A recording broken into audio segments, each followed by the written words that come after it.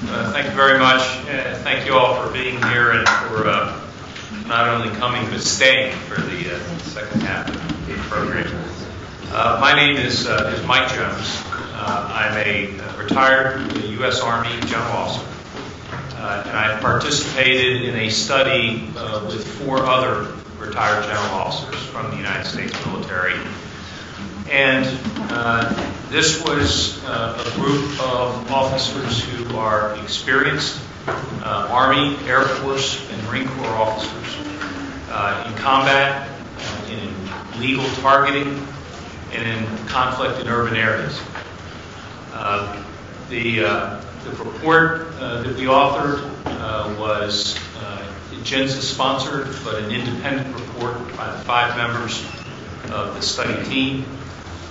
We were advised by a number of experts to include a military historian, Elliot Cohen, and also by Lieutenant Colonel Professor Jeffrey Korn, an expert in the law of armed conflict. The focus of our report was on what should the United States learn from the Gaza conflict. It was not an attempt to adjudicate the conflict or to somehow say who was right, who was wrong, and so forth, but it was really an attempt to find out what happened and what should we learn from it. In the process of doing that, however, we found information, made judgments and conclusions that I believe are relevant in terms of information to the Commission of Inquiry report. And so that's why we're here, is to share some of that information. Our conclusions and recommendations really fall into several major areas, and I'll address each of the major areas. First of all, is the nature of how conflict is evolving.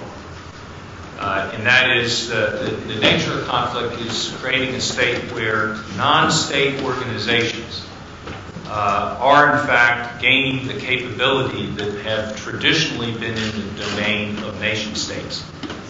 And specifically in the case of Hamas, a standing army that is well organized, it is trained, it is well equipped, it has operating doctrine that is published and promulgated to its subordinate units. And it has a lethality that is equal to, or in some cases exceeds, that of many nation states.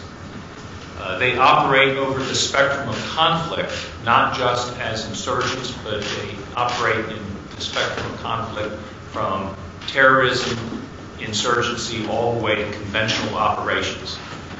They're organized with not just infantry brigades and so forth, but with specialized organizations for intelligence, for logistics, special operations forces, and the like.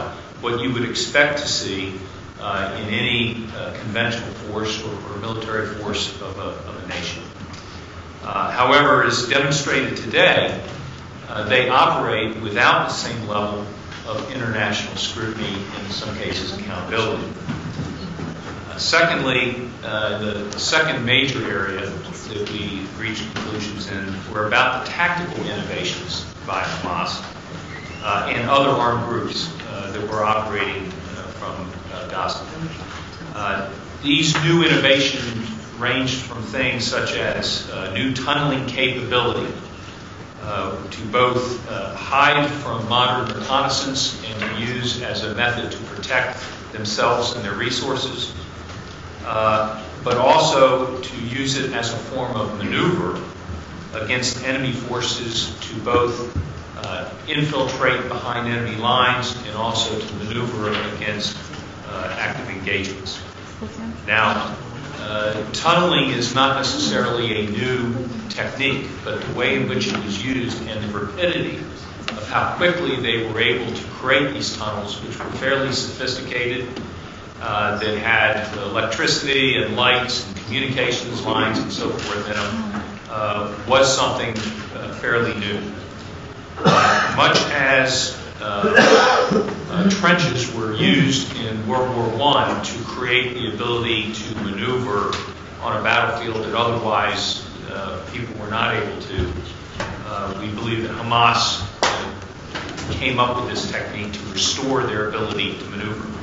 One of the differences, though, is that rather than trench lines, these are tunnels that are in built-up areas, in dense urban areas, often originated inside of homes, private houses, protected areas like mosques and other locations that are not normally places where military forces would be operating.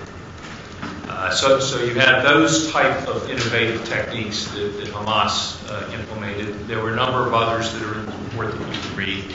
And it ranged all the way to other techniques to position themselves and to blend in with the civilian population in order to do several things. First of all, by blending with the civilian population, knowing that their enemy would abide by the law of armed conflict and include the danger of collateral damage in their calculation in making an attack decision, that it was a way to try to protect themselves.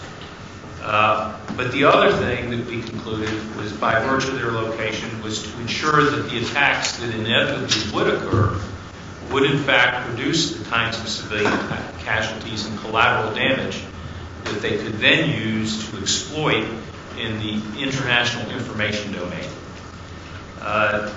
We saw this both in the doctrinal manual that Hamas had produced and disseminated to its forces, as well as conclusive information about their behavior.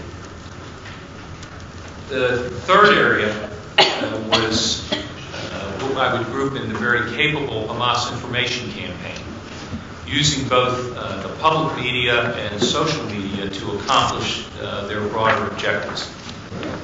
Our group came to the conclusion that Hamas and other armed groups escalated military operations with no misperception or even intent to defeat Israeli Defense Forces militarily. There was no concept that they thought that they would somehow win a military victory. Rather, it was clear to us that their strategic intent was to win the information war, with military operations and activities supporting the information effort. More importantly, through the manipulation of public media access and innovative use of social media, we believe that Hamas exploited the civilian casualties that it may not have caused, but was certainly responsible for. And this is an important distinction that I think we should make. I think it's very important to distinguish between what the cause of collateral damage is and where the responsibility lies for the collateral damage.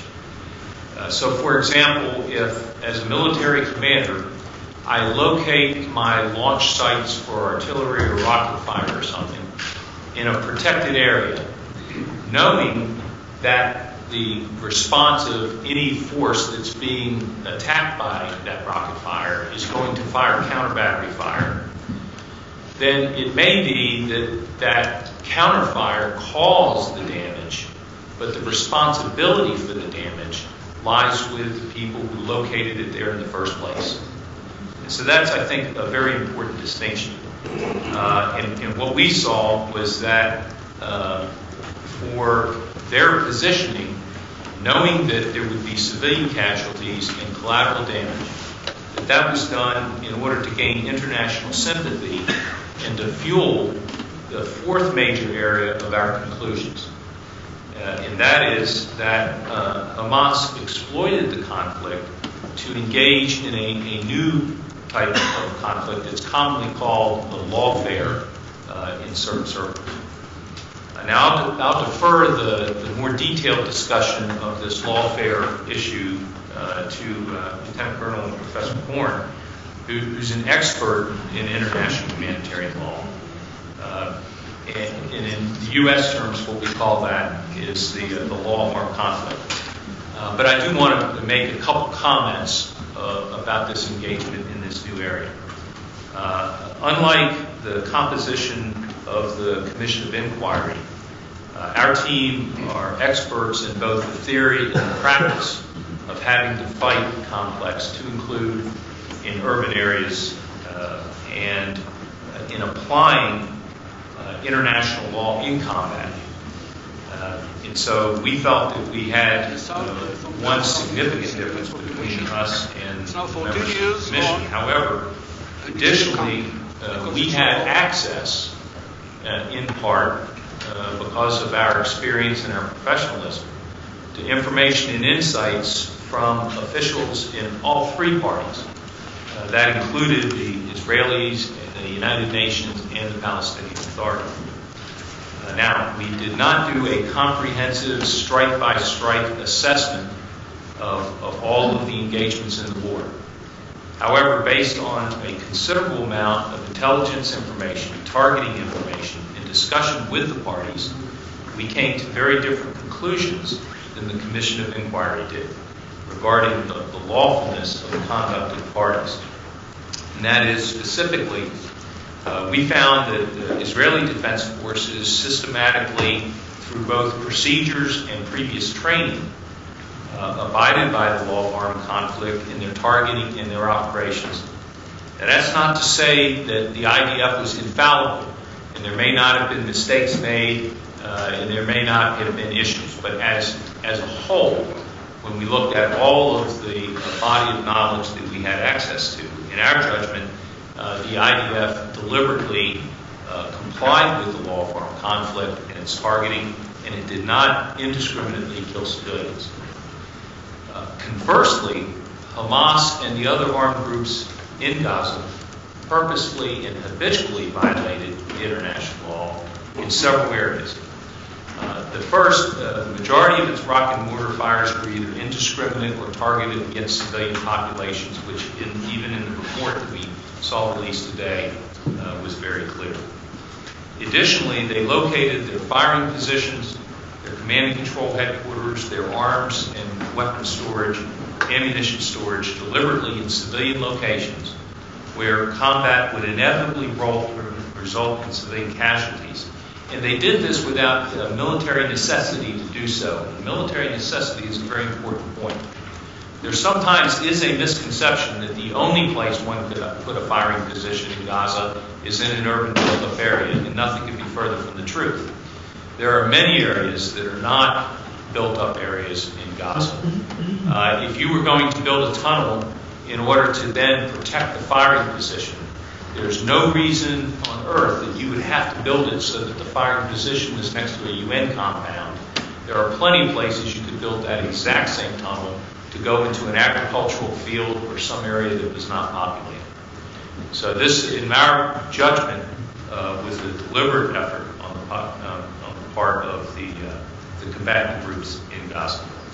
And of course, failure to distinguish themselves as combatants and in fact purposely blending in with civilians is clearly another violation of international law and law on conflict.